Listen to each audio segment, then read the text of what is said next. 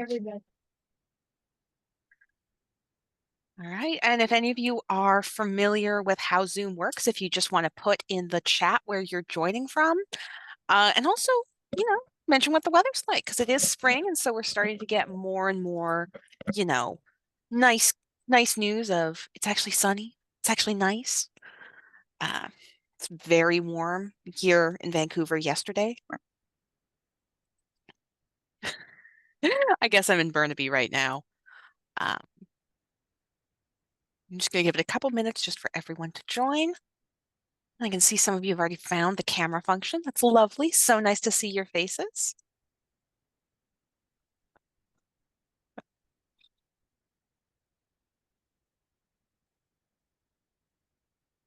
I'm getting some people joining from all all around. East Coast, West Coast. All right. Looks like it's slowed down from now. So I'm going to start with the introduction just because we've got a lot going on today. So I'd like to start as soon as possible. Um, I'll keep letting people in though, so don't worry. There will be more people joining us. All right. So for those of you who don't know me, my name is Bonnie. I work at the NMO side of things here at Opus, which is means I'm at the Burnaby location, which is also where our warehouse is located. It's where all our orders ship from. If you have talked to someone on the phone or through email, you've probably talked to me or another member of the team here. And just going through some really basic Zoom functions. If you're new to Zoom, if you tap on the screen, if you're on a tablet, or if you wiggle your mouse, at the bottom, you're going to see a couple different functions. You're going to see audio. Now, everyone but me and Shary is going to be muted, just because that cuts down on any sort of crosstalk or noise in the background. I'm also going to be muting myself if I'm not talking, just because I am in an office. There can be some noise around me. We don't really want that. You can turn on your camera if you want. We'll have the bandwidth for up to 25 people to have their cameras on. So if you're finding you're not able to turn your camera on, it's probably because we've hit that cap already. Most importantly, there is going to be the chat function. So that's going to be right next to the participants. It's going to look like a little bubble with a spout coming off of it. You're going to want to click on that, and then you can type in any questions you have. I'm going to be reading through the chat throughout the presentation, and I'll be bringing questions up to Shary as time permits. Just a reminder that this is Encaustic Floral Painting with Shary Bartlett. And there is going to be a 10% off demo code that will be available I'll be putting it in the chat, but you'll also get it at the follow-up email at the end of the presentation.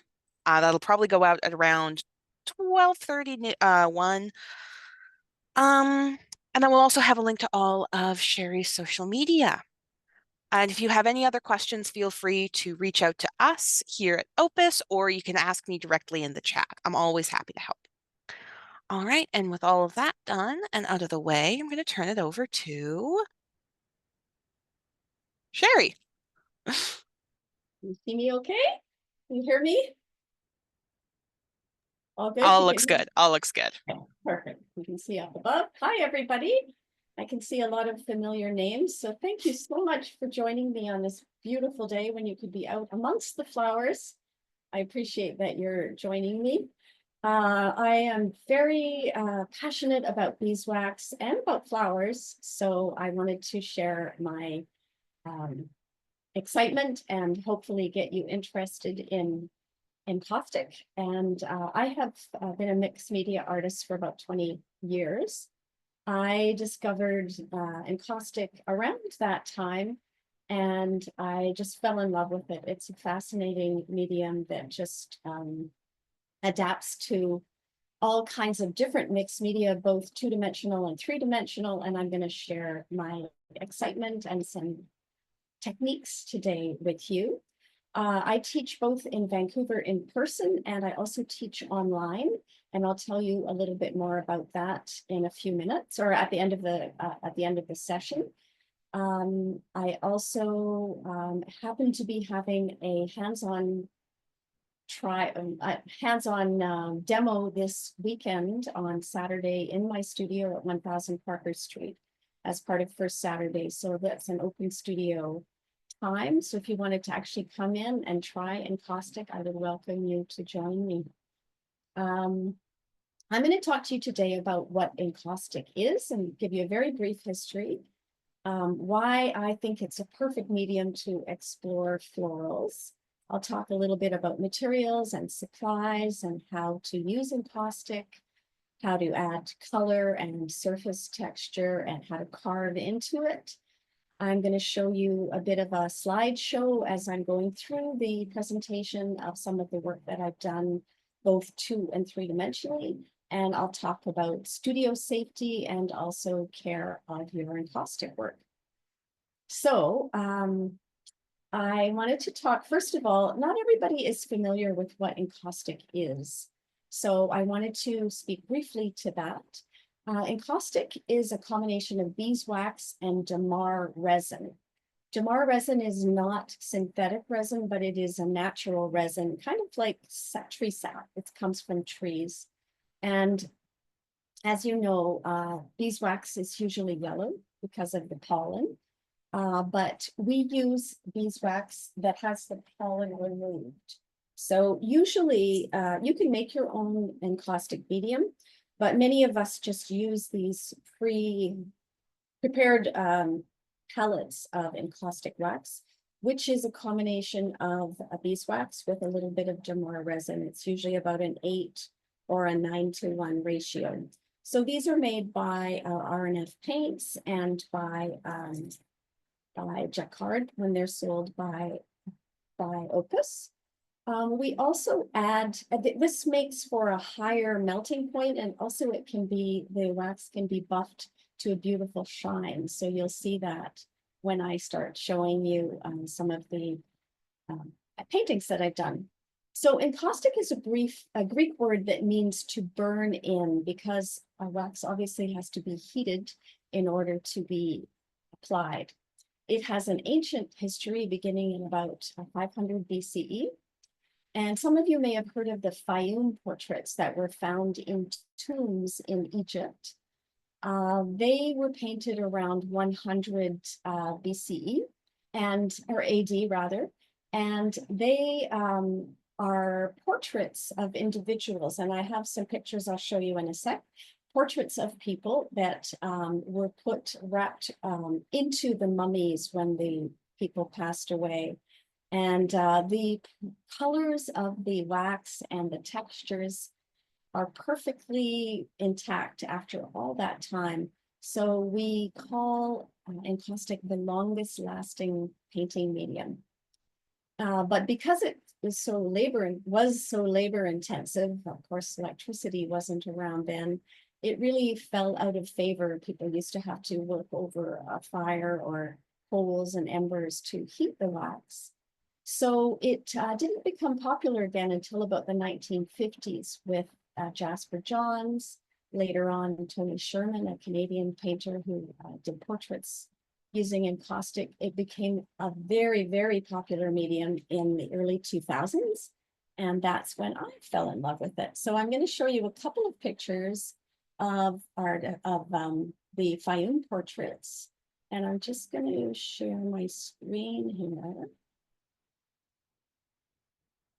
Is that good, Bonnie? Okay, great. This is some of the encaustic medium you can see, and also the damar resin. These are pictures of the Fayum mummy portraits. So some of you may have seen them in museums. They're really powerful and penetrating images. This is a famous painting by Jasper Johns. And this is a painting by Tony Sherman, part of his Napoleon series.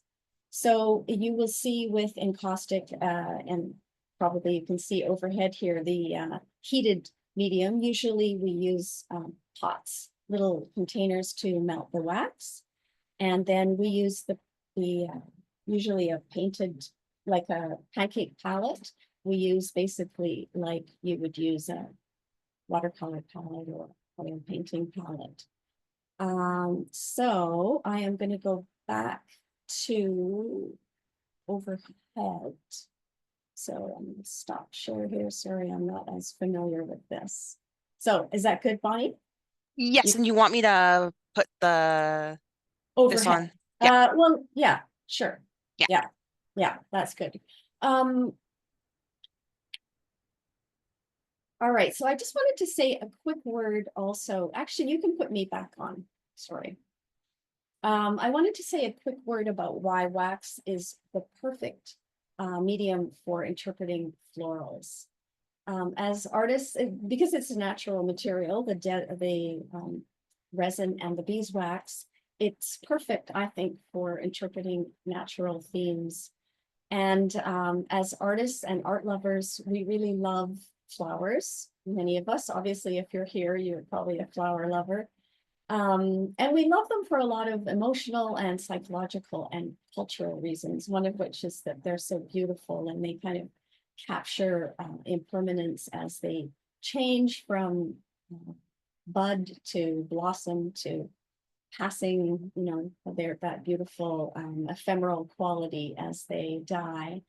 Um, they have beautiful form and color, and as artists, it's a wonderful opportunity for us to explore those textures and that design in the flowers. And personally, I love abstract painting, so that flowers are a beautiful subject to work with. And they really help me to become present as I'm observing the flowers, to try to reinterpret those and look at the way the colors shift and the light.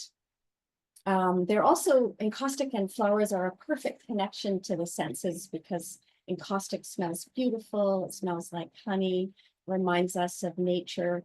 And floral art also, when you see a painting of a flower, it's almost like it evokes this sensory memory of smell of flowers and sunlight and that kind of groundedness that gardens bring us.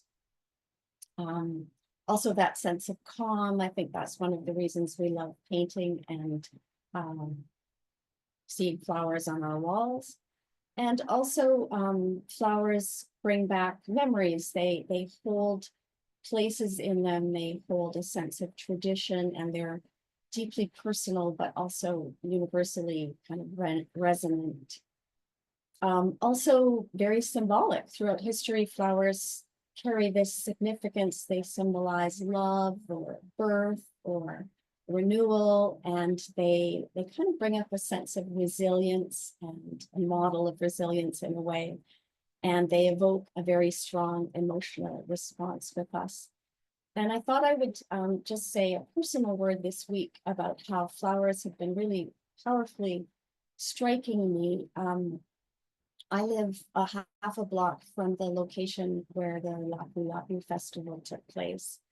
And the streets are filled with flowers right now, of people coming and expressing their grief and their emotion. And I thought that I was struck by how powerful flowers are in that way of expressing our feelings, and also given that today's the provincial day of mourning for the lives that were lost in that event. I thought I would just mention that connection as well. And of course, flowers are this, as I mentioned before, this symbol of transformation and growth. And as their life cycle changes, as we watch the changing of flowers, it kind of mirrors our own evolution and as individuals, and also the painting of flowers. And so using encaustic for me really bring great healing and joy. So that's why I feel that encaustic is a perfect medium for exploring florals today. So I showed you those pellets that are encaustic medium, and I'll take questions in a couple of minutes. I'm just going to run through some of the supplies that I'm using. I'm also going to be using colored pigment. So this wax medium has pigment added to it. You can make your own using oil paint or powdered pigments. Actually, Bonnie, you can go overhead. I'm not sure if you are now, but so I'm just showing you some examples of some of the pigments. Opus used to also carry a personal line of pigments of mine made by Encaustic Paints. So these are pigments that are run through, they are milled so that the pigment is, the powdered pigment is mixed up very smoothly in with the waxes. And then you can melt those waxes, and I'll show you that in a sec. You can melt them on a pancake palette. I'm also going to be using RNF oil sticks, and these are a pigment that is mixed with a little bit of wax and linseed oil. These are made by RNF paints, and they are delicious. I'm going to be using some watercolor paints. This is my much loved tin of watercolor paints from Opus. And I'm also going to be using pan pastels. These are pastels that are in kind of like a makeup form. And they're really beautiful, and you can apply them with a little makeup wedge. So I'll be using that and showing you that. What else am I going to be using? Alcohol inks by Jacquard. I'll be showing you a little bit of that. And a number of clay tools for scraping and carving in. I'm going to be using a heat gun today. You can also use a torch with a flame. However, I'm not really set up with my perfectly safe surface here. I normally work on a metal surface. So I'm going to be using a heat gun today, which is perfectly great. I have a pancake griddle here, and I have my waxes all heated up. I'm going to put some gloves on here. And I have a temperature gauge as well. So I'll talk about safety in a couple of minutes, but you want to have your wax around 200 degrees. So I have a little temperature gauge. All of these things are sold by Opus. And I'm going to be using some different substrates. So one of my favorite substrates is by Ampersand Art Supplies. It's called Encaustic board. It is an MDF board that has a surface of encaustic gesso on it. It's not acrylic gesso. Acrylic and encaustic are not compatible because acrylic is basically plastic. You need to use an absorbent surface. So this has a special surface of gesso that is made by RNF paints. You can also make your own surface. You can use a board, just put on a board here. Cradled hardboards, which are also sold by Opus. I often put tape around the sides and paper on the back to protect them. You can also paint them, as I said, with RNF encaustic gesso, or you can use a kind of a chalk paint or a milk paint. But you, as I mentioned, you want to have an absorbent surface. So I'm gonna start into the demos, but I'll stop for a sec, Bonnie, and see if there are any questions at this point, and feel free to pop back onto my face if you like.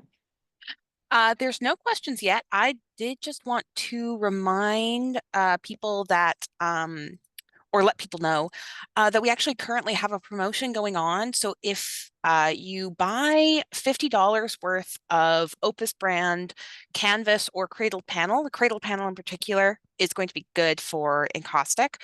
You do get a free little sample of the RNF pigment sticks. It's the 19 mil, so it's a little more than half of the pigment sticks. Wow. Yeah, it's those little That's sizes. this side, yeah. Yeah, of the full size ones, yeah. Um, but yeah, the pigment sticks in particular, very good for all kinds of mixed media applications. So very excited to see how they'll be used in this as well.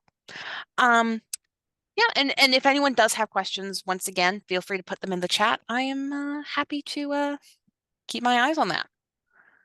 I'm Great. gonna turn it back over to you now, though. Okay, so let's go overhead again. I am going to do a little bit of a demo. I'm just going to do a clean up here. Things on the way. And supplies. So I wanted to start with the simplest of materials. Many of these are things that you probably have at home. As Bonnie said, using a cradle panel, those are very easy to use. And you can draw right onto your cradled panel. I'm going to do some painting with watercolor. You can also attach paper. You could draw on a piece of paper, for example, and then glue that onto your board. I'm going to use one of these encaustic boards here and just show you how it's quite easy to take watercolor paint, which I'm assuming probably a lot of you have, and just simply paint onto the encaustic board surface. It's beautifully absorbent, of course, because you're going to be adding encaustic paint to it. So it's designed to take that encaustic medium, but it is also a beautiful surface for painting with. And we'll just imagine this as a flower and not, when I do demos, I don't focus too much. I'm thinking more about explaining the medium. So we're going to just use our imagination here and imagine this is a flower.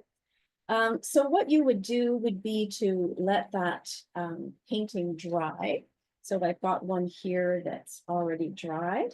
And then in order to apply encaustic on top of it, I'm going to just put some clear encaustic on here to show you what that is like. So when you're using encaustic medium, you need to heat the board. So the board needs to be able to suck in as much of that wax as possible. So you want to heat up the board till it's just sort of warm to the touch. And I like to just run my heat gun over top of that. Bonnie, feel free to interrupt me if there are any, if you don't see what I'm doing properly. I can see everything so far. It all looks very clear, but if it's less clear or if it goes off the screen, I will let you know. Okay, great. So that didn't take very long. That's quite warm to the touch now. And you want to use a natural bristle brush. Just put gloves on here. A natural bristle brush because you don't want that brush to melt. And you can see that I've got my brushes onto the pancake griddle here. I'm going to talk about safety in a couple minutes, but I'm just using a natural bristle brush and I'm going to pull that wax across the board.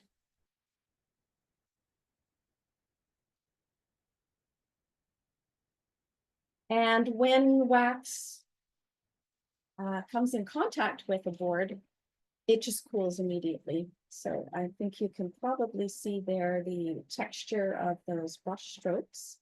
So I'm going to try to smooth out that surface a little. So I'm just going to heat up. Every time you add a layer of wax, you want to have that wax absorbed into your surface and into the surface below. So I'm going to just heat that up.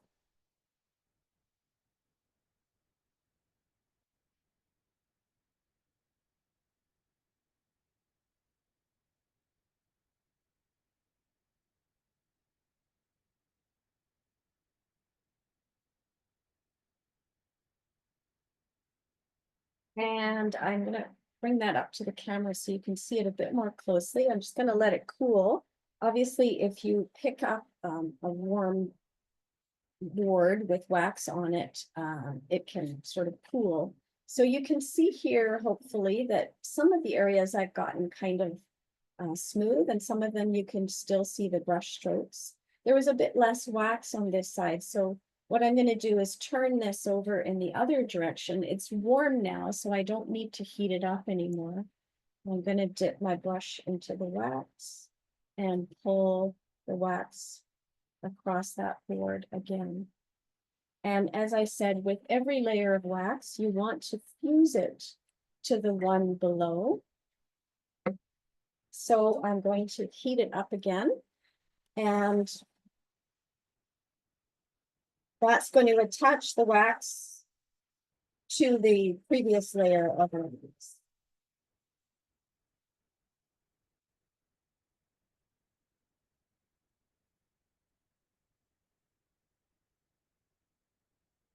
And this is what I like to call getting a nice smooth skating rink onto the board, of a skating rink of wax. And I'll just let that cool for a sec, and then I'll bring it up to show you a bit more closely. Oh, I missed a little bit in the corner, but you can see how that's quite smooth. And this is a beautiful surface with which to begin painting. So with an acoustic painting, you always want to start with a prime your surface. So what you might do is just take a cradle panel, heat it up, and then add wax across it, and then you can start to add colored wax. You can also carve into this surface. So once it's cooled down a little bit, you can use clay tools to carve into that surface. And it's a little bit warm right now, so it's getting little pills on it, but you can see, I'll do it again in a moment, you'll see that that comes up quite clean, but you can see that you can carve three-dimensionally in it. And once it's cooled down, I can also take that loop tool and smooth off some of that surface as well. Also, it's quite easy to collage into that surface. So here I've got a little torn out piece of paper from a magazine where I just did some abstract painting around that random piece of collage material and created a floral painting out of there. So if I were to add wax to this, I would just heat this up and pull the wax across. So I'm going to show you a couple of examples. Or just one example here, actually. So this is a, just like that piece I just showed you, a collage portion of that where I kind of did an imaginary flower here. I added some texture with colored waxes, which I'll show you in a few minutes, some drips. But just to show you some examples of what a finished piece would look like. So I will run through a couple of photos on the overhead on the slides, but I wanted to just quickly say a word about safety and studio setup, and then I'll run through a couple of pictures and open it up for questions at that point, and I will show you some more examples in a moment. So when you heat up waxes, you need to have very good ventilation because there are fumes that are released when you heat up wax. So these can, over time, these can create respiratory concerns. So you need to have a fan working, a fan right beside your working area, pulling air away from your breathing space, and you need to have fresh air coming into the room. I mentioned you don't want to have your wax over 200 degrees. So you need to keep a thermometer on that wax. I'm just going to turn it down a little bit here. You want to have a fire extinguisher nearby or a fire blanket. You need to use metal surfaces. You can use natural bristle brushes and silicone tools. Often we use gloves for protection. And always think about the flammability of paper, for example, or fabric if you're using those with your wax. And I'll just show you a couple of pictures. So I'm going to just go back to that share screen, hopefully. And show you a couple pictures, and then I'll open it up for questions. Okay, so this is an example of a watercolor painting on an encaustic board. Again, another watercolor painting on an encaustic board here. Some more collage pieces, just a torn out collage that has been incorporated into an imaginary floral with some drips of wax on it. This painting here has,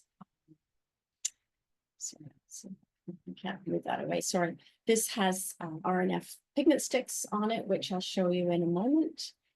And that's all for the moment, and I'll come back to these slides in a minute. So I'll come back to you, Bonnie, or to, you can bring me my face back, and I'll take some questions if anybody has Oh any. yeah, if as you might just stop sharing your screen for that to be Okay, right. apparent. Actually, I have a couple questions just to start off with about like sort of mixed media applications. I have one person who's asking about dried flowers. Would you be able to add sort of like dried and pressed flowers? Yes, absolutely. So I have an example of that here, and that is something I was going to talk about, but I'll just jump ahead to that. This is a magnolia leaf.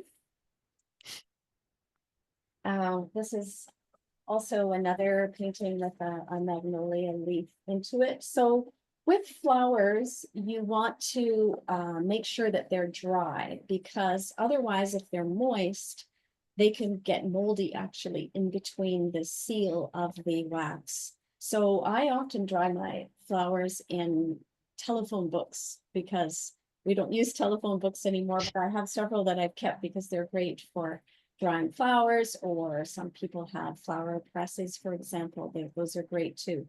But yes, absolutely. Flowers do fade over time.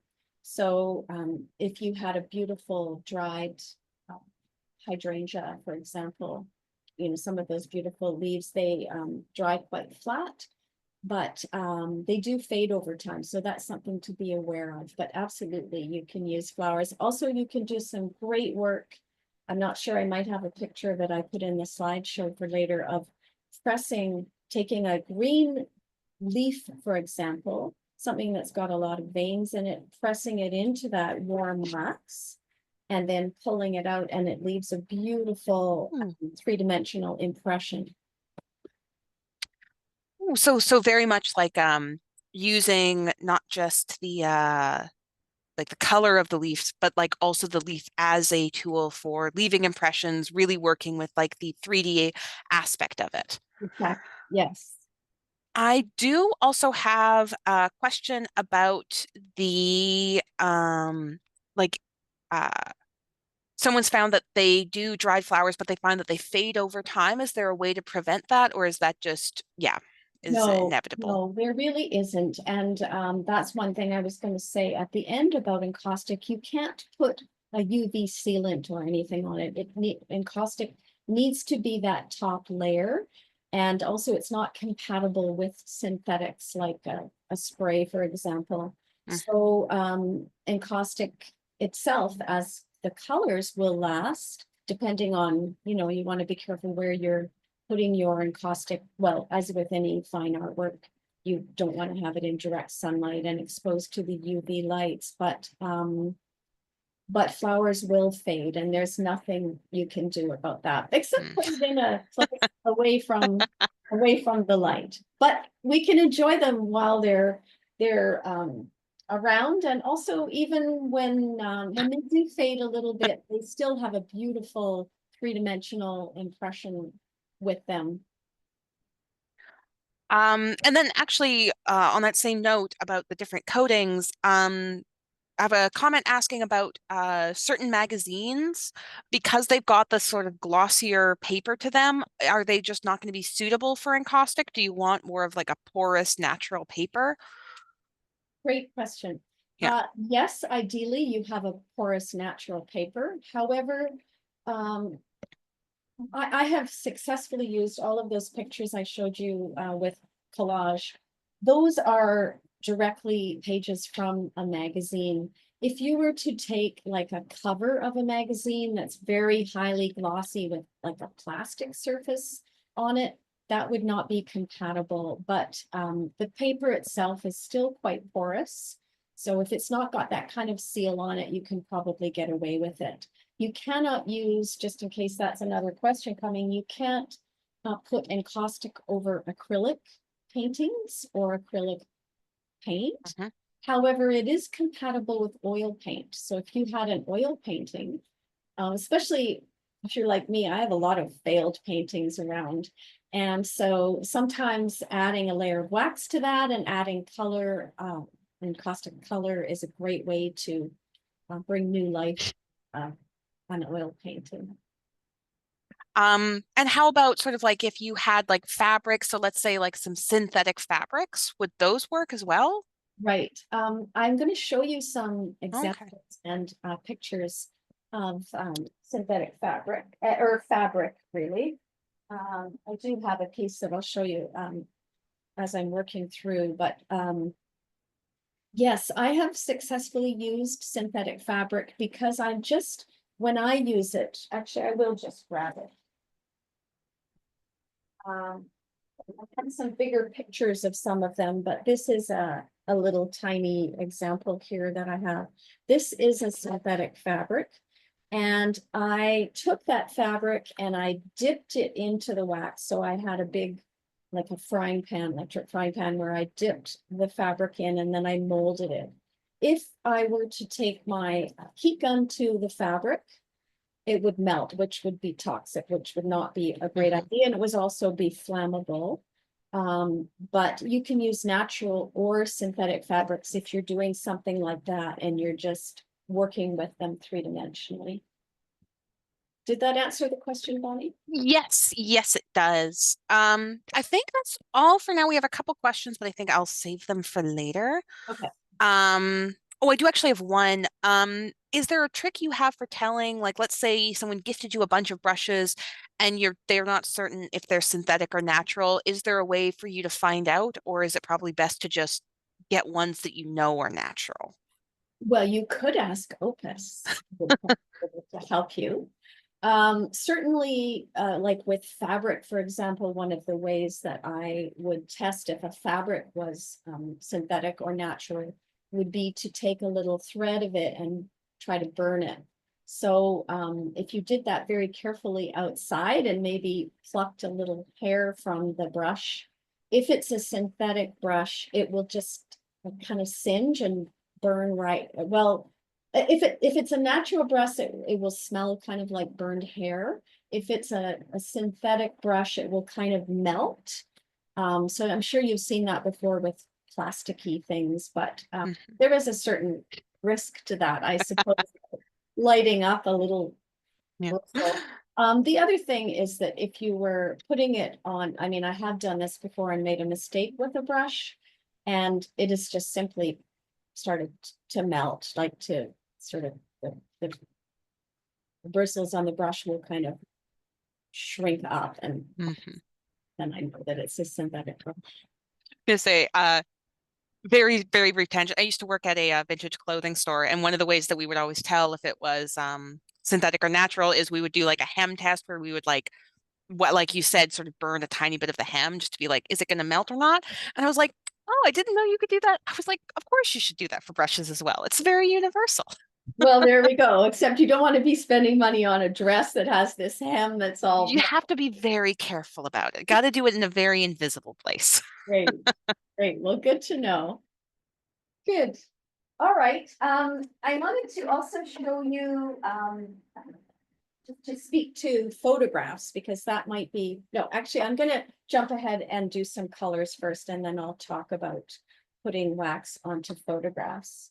So you can see here that I've got my brushes here, and you can, I often get asked, can you wash the paint, the encaustic color, pigmented paint off of a brush? Yes, you can. And you can use a soy wax to do that, but honestly, it's a lot of trouble. Are you overhead now, Bonnie? Yes, I am. Yes. Okay, great. So it's a lot of trouble to wash the pigmented wax out of these brushes. So most of us just have brushes that are dedicated to a certain color. So I have my blue brush and my orange brush and my green brush here. And I also have white paint. So often pigment, I don't know if I'll bring this one over so you can see it. Often pigment kind of sinks to the bottom of the, when the wax is molten. So you want to stir that up a little bit. This is a bit cool. So you can see that it's quite solid. But so what I'm going to do is I dip my brush, my colored brush, into the wax, and you can see that when I apply that wax, it's quite opaque. This is a very thick wax here. Got my orange, and we'll just see how that looks. This is a bit more translucent. So some paints, some encaustic paints are more translucent and some are more opaque. And obviously you can mix those paints together. You could mix your own colors. You can also take a clear encaustic wax and make a kind of a glaze. So if I were to add some clear wax onto my palette and mix that into a little bit of pigment, add a little bit more just to make it really obvious here. This is actually a paint I can see. You may not be able to see it, but it's got a kind of iridescence to it as well. So there's a lot of beautiful colored waxes. I didn't really add enough clear here for that to be a good example. So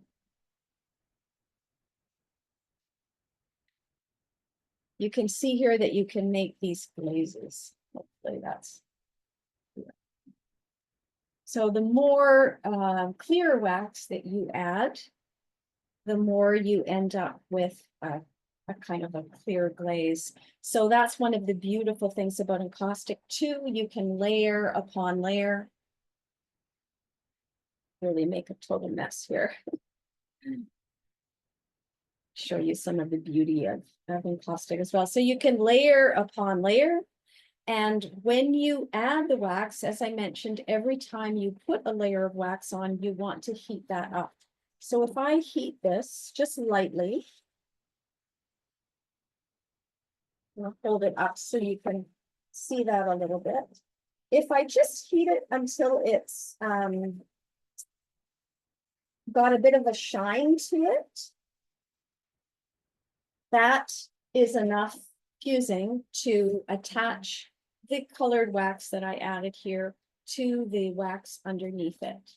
You can see here also that dripped, so you can make these wonderful dripping marks.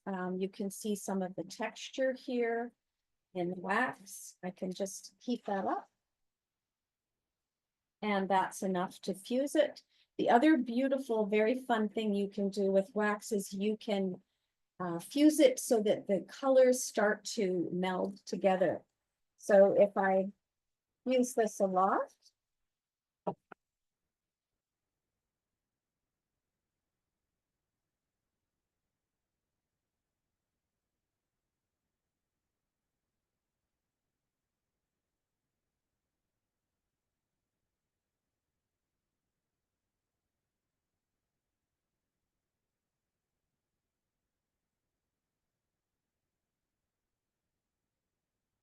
you can see how those colors start to blend.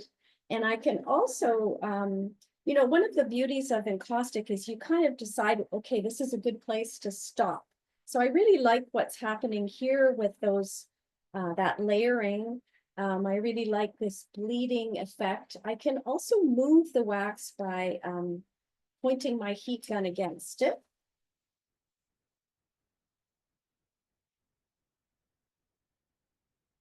And actually remove, you know, that area, the wax in that area. I'll just let it cool for a second. It's quite warm here. So if I pick it up, all of that wax will sort of puddle. So I'll let that cool for a sec. But you can see, even though I fused it all, you can still see that image that I painted underneath. It's still a little bit shiny. You don't want to move it around until it's got a little bit of a matte surface on it. So hopefully you can see there the image underneath. You can see where the wax started to bleed, and you can see where it had sort of an interesting effect. That's one of the great things, is you can't always predict what happens with wax. So I could come in now and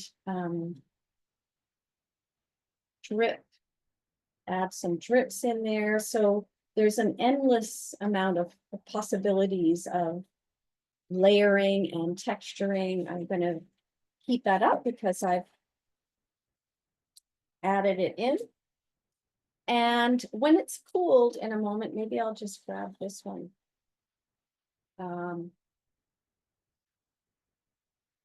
You can come in with clay tools and start to thin the area. So for example, if I wanted to take off that red area there, I can just thin that with a clay tool. I can also go in with clay tools or dental tools and start to carve in some beautiful marks and just remove that fur there. Can also use clay tools to get a deeper mark into that wax. And I can also use, so I've talked about using encaustic wax for adding color.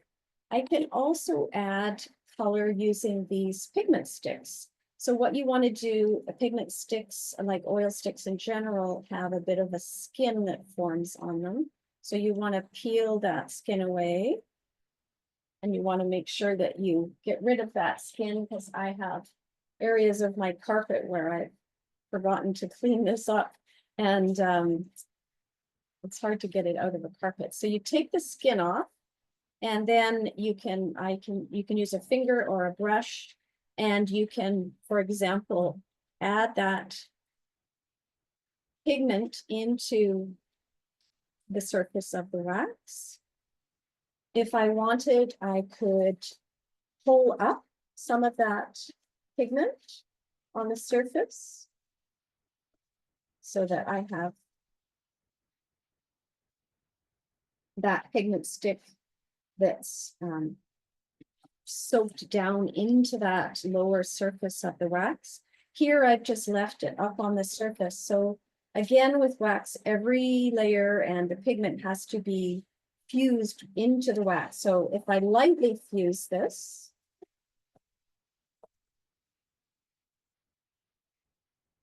that pigment will just stay on the surface as I have applied it. And you can see that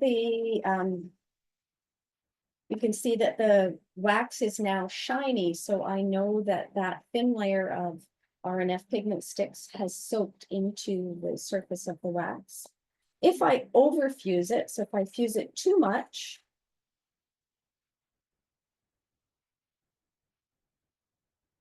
you'll see that that pigment breaks up in the same way that it did here. Sometimes this is beautiful, and sometimes it's not at all what you had intended.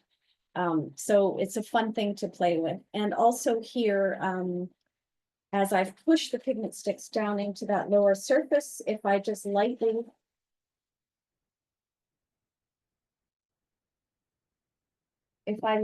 fuse that, that pigment stick has soaked down into that area of the encaustic wax, and you can see that it's all shiny. Also, if I overfuse, it's going to make those lines run. So that, again, that might not be what you were intending, but sometimes it's beautiful. But that's how you would use pigment sticks. And then finally, a quick demo of pan pastels. I like to use a makeup applicator here for the pan pastels. And I just put a little bit onto the surface. You can also use regular pastels, but these are very soft powdered pastel pigments. And they have very little binder in them, so they're really beautiful with encaustic. So you put a little bit on a makeup applicator. Also, pan pastel has special applicators called Soft, S-O-F-F-T. These also are beautiful for applying pastel. So you can see here, this is an example of the pastel being applied. Pastels tend to be a little bit more opaque. So they hide often what's going on underneath. And RNF pigment sticks tend to be much more translucent. But these also, what you would do is, again, you want to fuse them in. You give them a light fuse.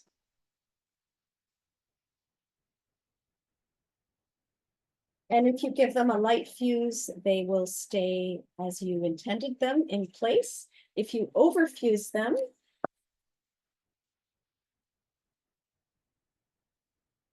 they melt, or sometimes if you have a thick application of pan pastel, they will crack.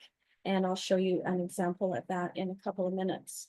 So that's basically the three ways of coloring, using colored encaustic paint, using RNF pigment sticks, and using pastels. And again, all of these are compatible with one another. So I could layer pastel on top of my oil stick. I could put oil stick on top of the pastel. I could put oil stick into this surface of the encaustic. I could layer my pastel. For example, here's a gold colored pan pastel. Let's grab that. A gold pan pastel, which adds a beautiful iridescent quality to it. And again, I need to heat that up. Lightly heating it up will keep that pastel in place. And if I overfuse that pastel, you can see that it kind of breaks up. So overfusing, sometimes people think overfusing is a kind of a negative word. It's not really, it just means that you're fusing it more so that it starts to bleed. So I will quickly show you some pictures, and then I'll open that up for questions. So I'm going to go back and share my screen with you.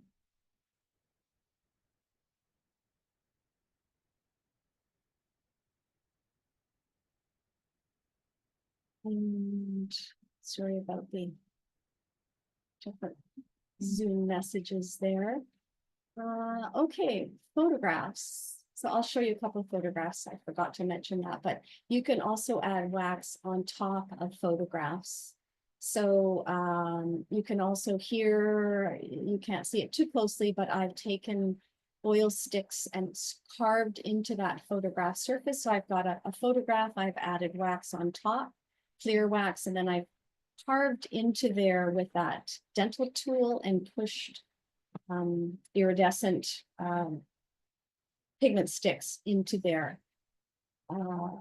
You can see here, this is colored photo with encaustic wax on it that has pigment sticks on here to color the flowers. And this is a pan pastel that I've pulled across that. Also, these are colored encaustic paints that I've used a stylus with. So that is an electric tool, kind of like a calligraphy pen that can be used to melt wax, and you can apply it in a very direct way. This has got some overfusing, quote unquote, where the wax has started to bleed in together. You can also see some texture here that I've built up. I'll show you that next, called Accretion. I've done some carving into these florals. And you can also build up the wax three-dimensionally. So this is, you can start to, as I said, I'll show you some Accretion. This is a very highly melted image. I've used India inks, colored India inks, to bring some definition and edging to that flower. Also, if you imagine that colored piece that I had where I layered different colors of wax underneath, if I painted white wax over the whole surface and then I overfused it, quote unquote, highly fused it, the colors start to bubble up or sort of melt up from underneath, which is how I achieved this floral painting. And again, used India ink to outline, to sort of bring an image of that flower forward. We talked a little bit about using florals for mixed media. And I'll talk about fabric in a couple minutes. Next, I'm going to talk about alcohol inks, but I'm going to take some questions now, and then I'll show you the accretion method. And we'll go through the last of the presentation where I talk about alcohol inks and then some mixed media and some of the sculptural work I've done. So you can go back to me, Bonnie, and I will stop my share and take any questions.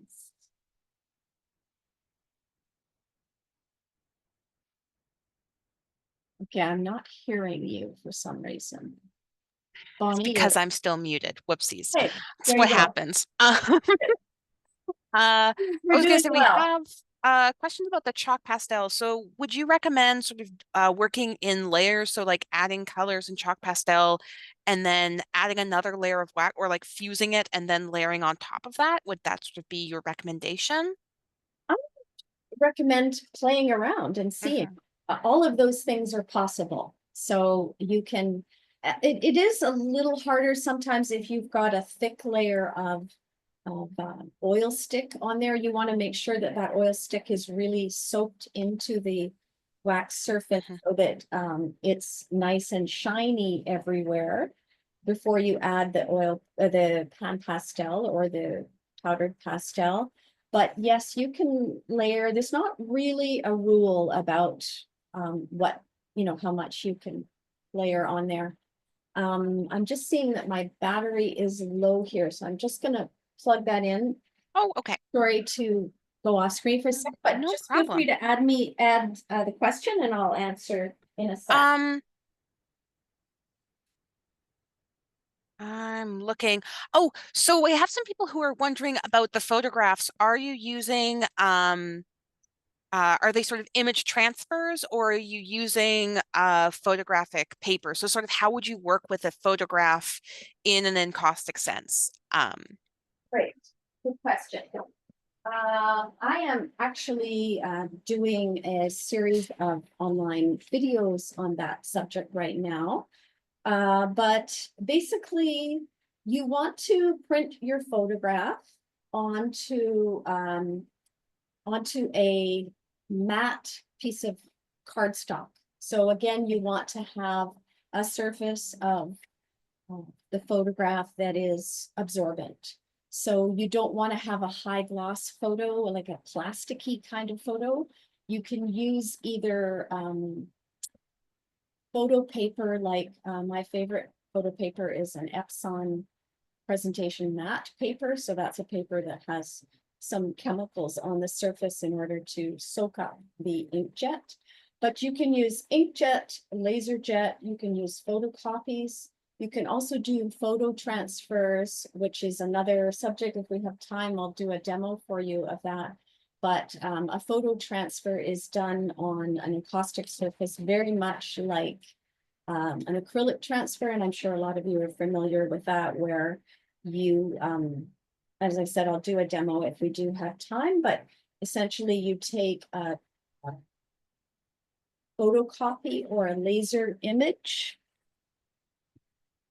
I'll just hold it up in case I don't get a chance to talk about it. You would take a smooth encaustic surface, you warm it up a little, take your photocopy and place it down, and then burnish it, and then put water on it just as you would with an acrylic transfer, and then start to pull that paper off. And eventually, once you've got the paper off, you can lightly fuse that transfer in.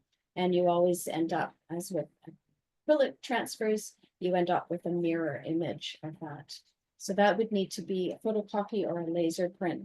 But generally, when I'm using a regular photograph for a transfer, for a photograph, I would just print it out onto a cardstock or a proper Epson, or, you know, there's lots of different companies that make paper. You can use a watercolor paper as well. So you could print it out on an absorbent paper. You can glue it onto your board and then add the wax on top. I also have a question. So I've put a link to the your encaustic photography, the online course in the chat. So if people are interested, I would highly recommend checking that out. I do have another question about, I had it, now I've lost it. Oh, if you found that you have over cured and you actually don't really want that, is there a way to sort of pull the painting back? Perfect. Wes, great question. Yeah, absolutely. And that's the beauty of encaustic, is being able to work back and forth. So maybe, Bonnie, if you can zip back to my overhead for a second, that's probably the easiest way to answer that question.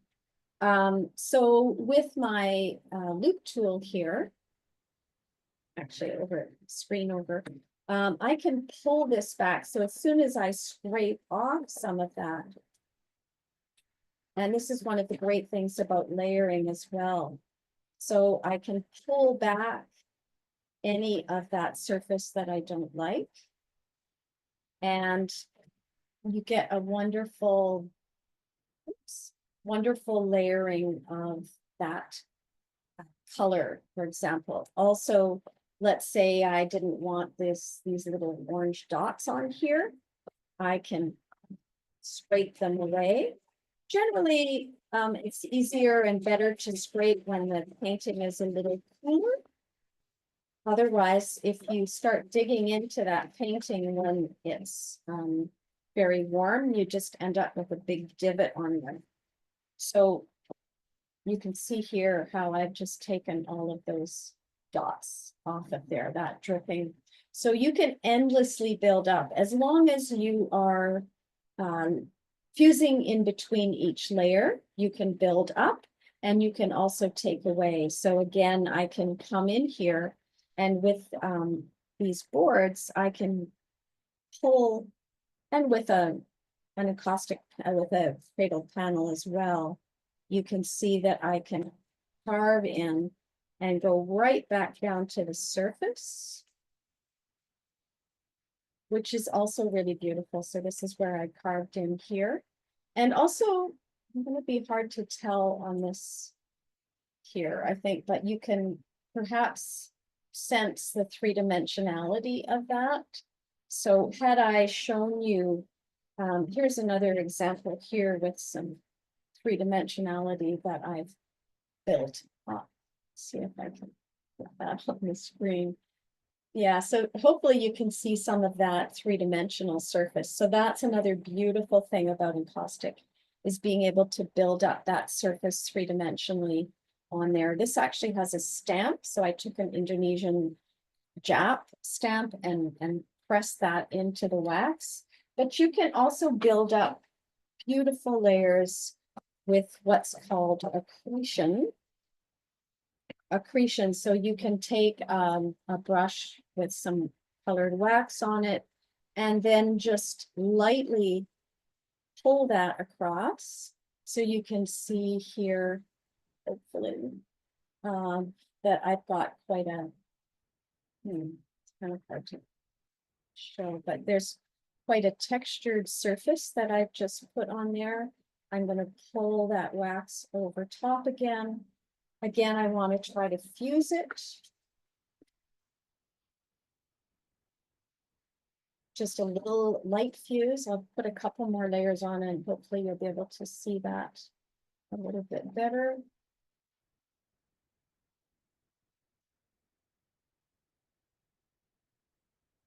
And just putting a very light layer of wax by lightly pulling that brush across.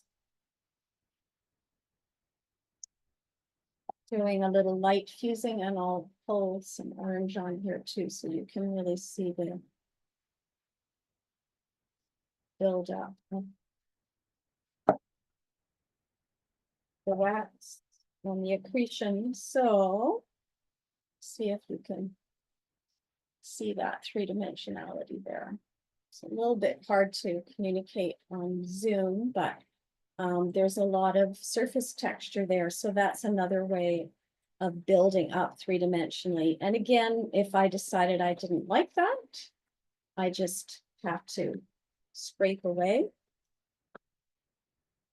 And there are lots and lots of techniques with wax that we don't have time to get into today, but it does give you a little brief introduction. So I'll go back to some more examples, but if you have more questions, you can let me know, Bonnie. Oh, I do have one, which is just about the heat gun that you're using. If you could just want to really briefly talk about like the brand that it is. We have a couple people wondering about that, and we have another person who's wondering if you could use a craft heat gun, like or if there is a special like encaustic only heat gun that you use. Good questions. Do you sell heat guns at Opus? Let me check. I think we do, but we have them. Let me check. And I just saw Anne's question about alcohol ink. I'll do that in a moment. Yeah. So anyway, you could put the link in if you sell heat guns. This is a paint stripper. It's a very hot heat gun, but yes, you can use a craft like an embossing tool. You're just heating it up a little bit. And even those embossing tools, they will melt the wax. They are just a little bit slower. This is very hot. One thing I forgot to say, two things I forgot to say about safety.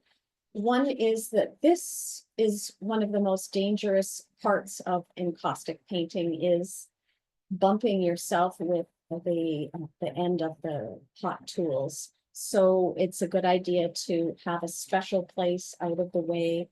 I'm not demonstrating good technique here by putting it on the side because I'm not in my studio, but I have a little holster where I keep my heat gun so that it's always out of the way. Also, I meant to mention that when you're using oil sticks, just like with oil paint, the rags from oil sticks are quite flammable. And so you need to use a metal canister, and then you wet your rags when you're finished with them and put them outside to dispose of them. So those are two safety tips I didn't mention. And was there another, I think that was the question. Yeah, that was the main question that we had. Great. All right. I'm gonna go speak to alcohol ink then. I'll do just a quick show of alcohol ink. And if you can go, oh, we're still overhead here. So with alcohol ink, again, very important to have very good ventilation. Alcohol ink is flammable, so you never ever want to use a torch with it.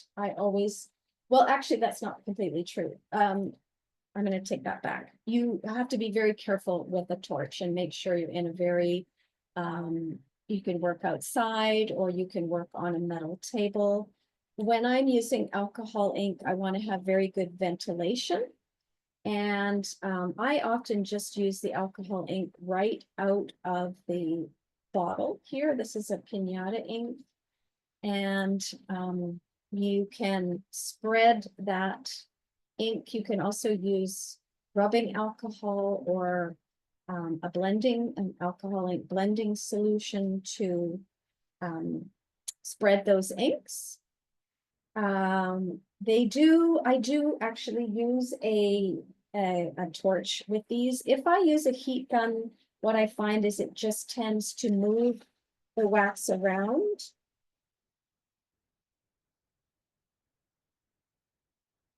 You don't even have to fuse alcohol ink into a surface, although I like to do that. But when you use a heat gun, it just moves the wax around, but it does sink it down into the surface of the wax.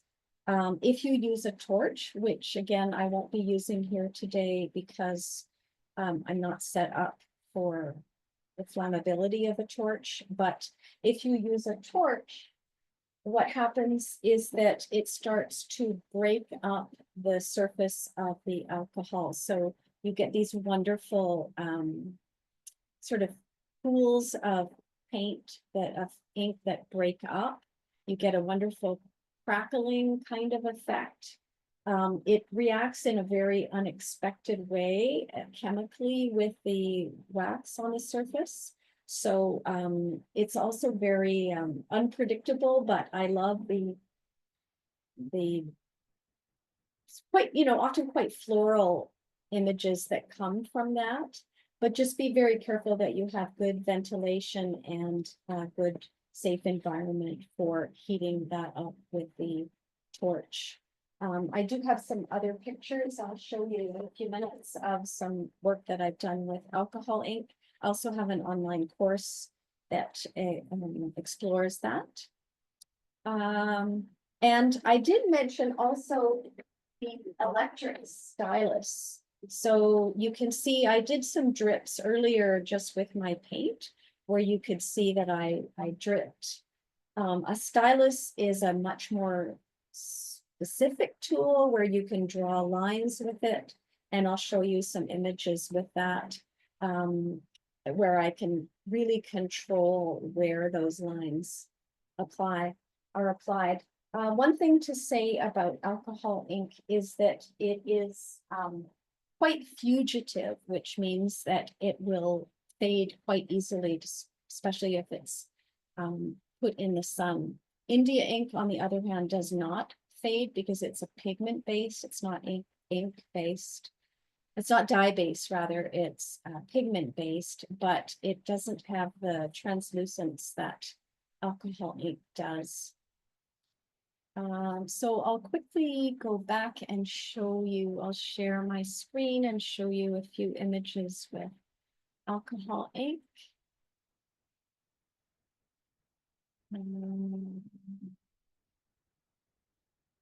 This is, you can see that breaking up of the ink here. And this is all applied with a stylus, so it's quite three-dimensional. I've got a kind of a side picture. These are little dots that I've used with a stylus, or you can also use a kitska, which is a Ukrainian Easter egg painting tool to fill the molten wax. But you can see the beautiful three-dimensionality that you can build up with alcohol inks. I talked about mixed media, applying with different botanicals. This is seaweed that I've mixed in, and created floral shapes with the seaweed. You can also dip photographs. We were talking about photos earlier. You can dip rice paper. If you print your images on rice paper, you can dip those and get a beautiful translucence with the image. And this is a mobile that I created using almost like creating a little book with the pages of images printed on inkjet with inkjet and rice paper. These are some of the three-dimensional sculptural pieces that I've done using synthetic fibers. Those are two cradle panels that are just stuck together. I've worked on the inside of this panel, placing the florals inside there to build them up three-dimensionally. This is silk. I've printed on silk using my inkjet printer, and then I stretched the silk. I've also used quite non-traditional fabric, quote unquote, materials, recycling Tyvek left over from building sites and created by heating up the Tyvek, created three-dimensional floral sculptures that I've dipped and painted with wax. I've also used something called Lutradur, which is a spun bonded fiber that's quite thin, almost like fiber from those dryer things that you put in that keep the lint off of your clothing. I've dyed them or painted them with wax to create almost like a kind of a stained glass effect. And created those into three-dimensional sculptures where I've waxed the fabric or dyed it and waxed it and created sculptural pieces. And then finally, even to be really weird, I've used face masks during COVID to create sculptural pieces.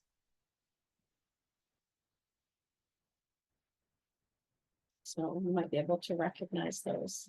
So I'm going to go back to questions, and then I have a few closing comments. Looks like we've got about 15 minutes left, so I'll stop my share, and maybe you can put my face back on if you don't mind, Bonnie, and I'll answer any questions people might have. All right, I do have one question about the RNF pigment sticks. Yeah. Just asking, they don't need to be fully dried before you add another layer of, before you fuse them with the underlayer, do you? Yeah, because so they can still be like drying and you can Yeah, fuse them. that's a great Okay. question. Yeah. So just putting my gloves on. I always use gloves with particularly with pigment sticks, because RNF pigment sticks are very high quality, and if it says cadmium red, it has cadmium in it. So you want to be sure that you're protecting your body from, again, another safety feature. Safety is an important awareness that we need to have with all art materials. It's not just encaustic, and encaustic has a bit of a bad reputation because like in the past, especially going back to those early 1950s artists, they didn't realize that you need to have good ventilation, that you have to watch the temperature, etc. So like any, like oil paint, acrylic paint, all of these materials need to be used with good ventilation and protecting your skin. So I've just dipped my finger into that RNF pigment stick, and you can see here that it's kind of wet, as in being shiny. And then if I heat it up,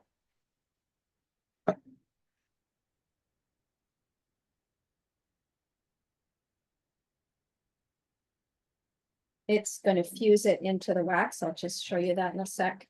And hopefully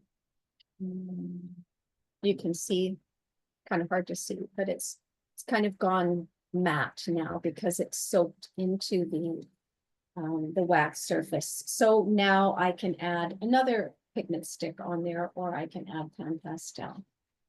Does that answer the question? Yes, it does. And Okay. how many layers, like if you were painting wax over top, like how many layers would you go over the pigment sticks? Is there a limit? So no, not really, but you know, if I've got, let's see if I got a warm brush here.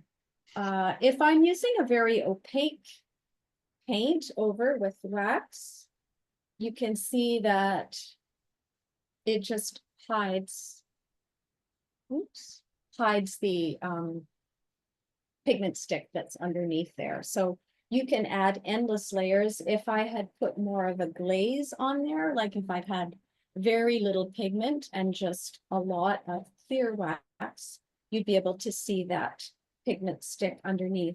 One thing that's important to know about using pigment sticks is that they need to have something to sink into. So if you keep piling up layer upon layer upon layer of pigment stick without having enough encaustic wax underneath for that oil to sink in, then you do get to a point where the oil is just sitting up, the pigment stick is just sitting up on the surface, and you can't fuse that in.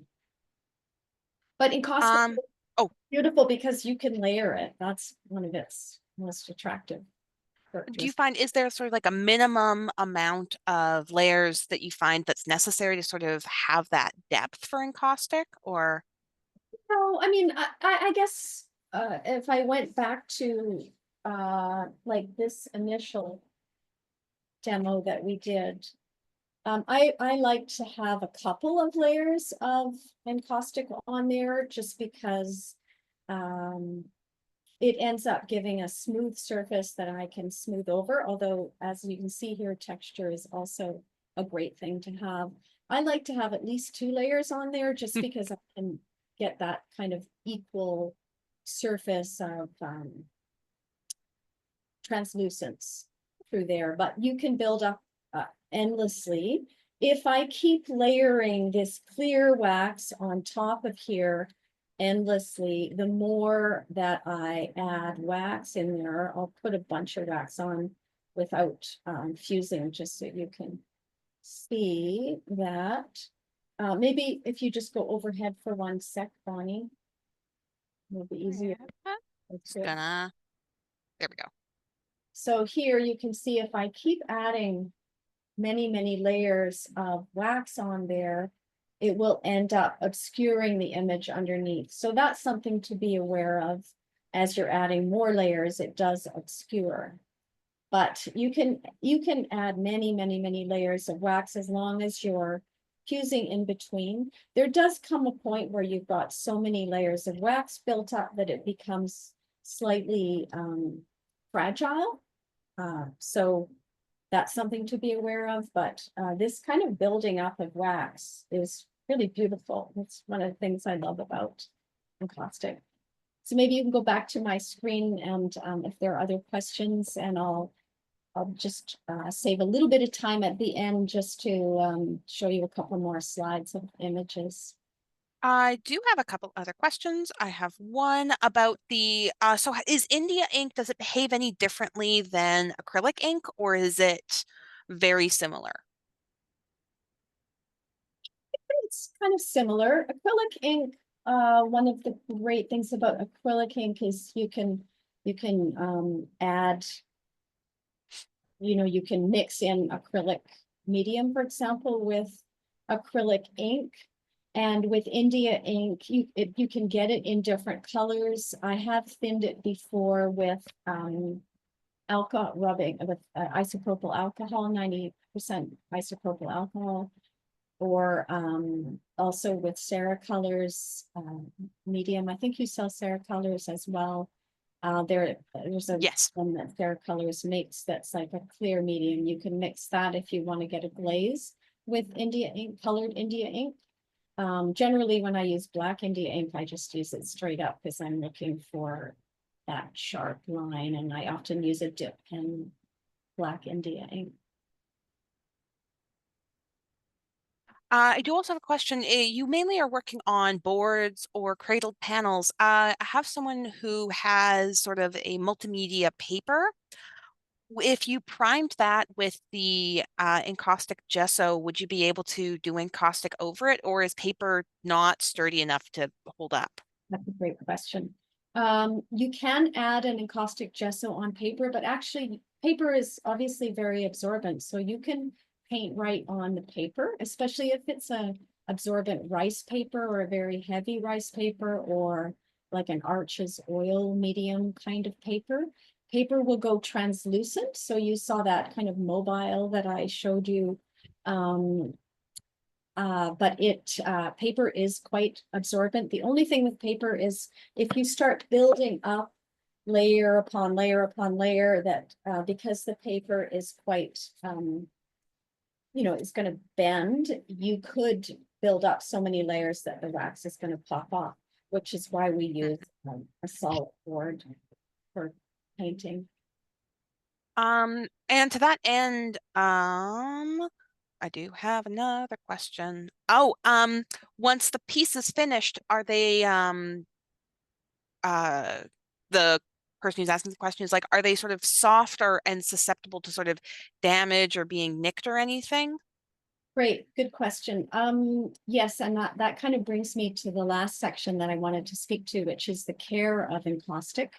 When you've made an encaustic painting properly, it is quite resilient.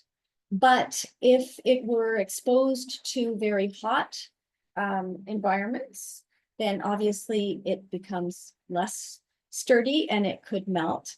Also, if it's exposed to a freezing environment, like if you throw it in the back of your car in the middle of an icy winter, and you dropped it, for example, it might shear off the surface.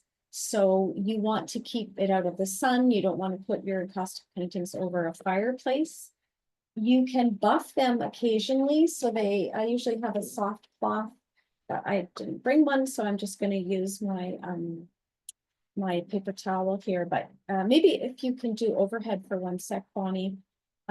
Encaustic has a kind of matte surface that it gets, and it kind of breathes, it oxidizes over time.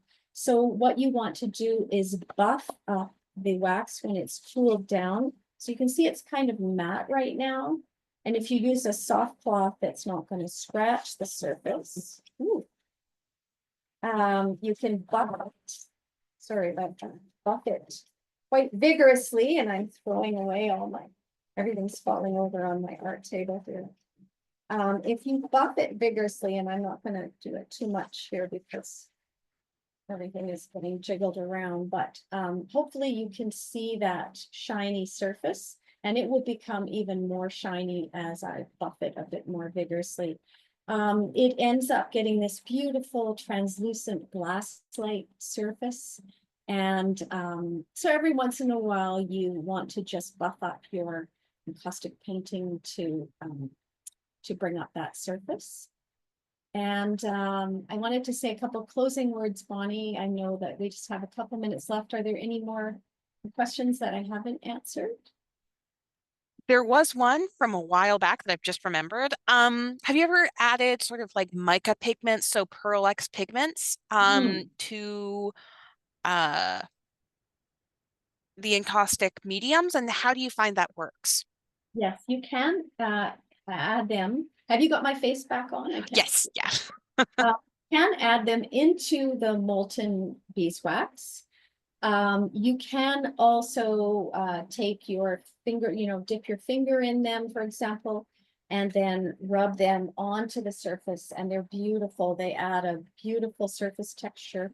However, you always want to wear a mask and be in a well ventilated environment. This actually has, I don't know, it's a little bit faded over time, but this has a bit of Pearl X that I've added with my finger on top of the surface of the fabric.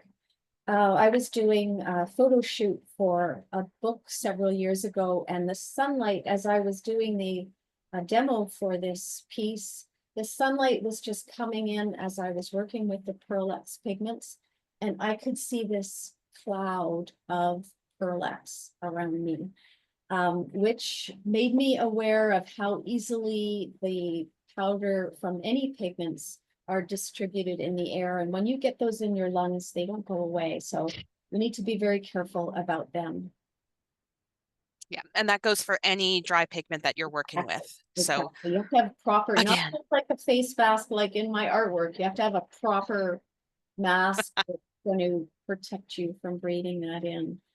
So I'm just going to say a couple of quick words of closings. I know I have 2 minutes left, but I wanted to say thank you to Bonnie and to Opus for hosting me, and for all of you for joining me. And I'm hoping that you'll possibly come and join me if you're in Vancouver. Come and check out my studio. I have a lovely studio at 1000 Parker Street, studio number 342.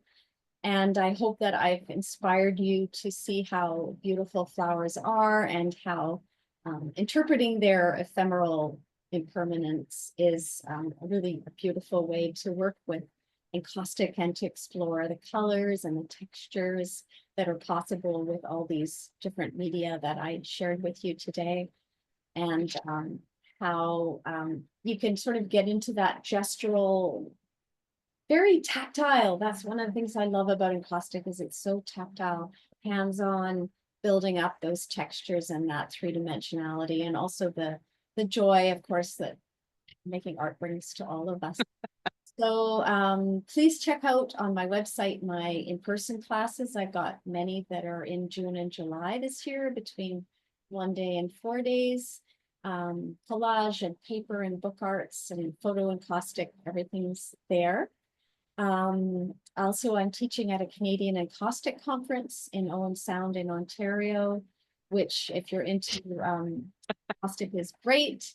I have online classes, and I also teach as part of an international program called Painting with Fire, which is a year of encaustic lessons that come every week into your inbox. So you can check that out on my website and join my email list, and I'll keep you up to date on all the fun art things I'm doing. And I'm on social media. I love especially Instagram, so check me out there. And thank you for joining me, and thanks again to Opus. Yes, and all the links to Shary's social media, as well as the 10% off discount code, that will all be included in the follow-up email. I do recommend checking out Shary. She is an absolutely amazing instructor, as you all know from this wonderful demonstration. And definitely made, at least for me, encaustic's a lot more approachable and a lot less like scary. Great. Feel Yeah. much more of a known quantity now. It's amazing how we find art so scary, but so attractive at the same time. But encaustic is very forgiving, and it's very freeing, and it's also a bit challenging to make it do exactly what you want. So if you're melting that wax, you can see that you can't completely control it, but that's one of the things I love about it, is it's like a conversation that I have with this materiality of wax, and it says it wants to do that. And I'm like, okay, well, I guess we're going to be doing that now, and responding that way. And it's lots of fun. And all my classes are great for both beginners and more experienced painters. We call it kind of levels everybody out. And so, yes, please Well, don't be afraid and of imposter. thank you so much, Shary. And thank you to everyone for taking the time to attend this demo. And have a wonderful afternoon, whatever that brings for you. Thank you, Bonnie. You did a great job hosting. All right. Bye, everybody. Bye.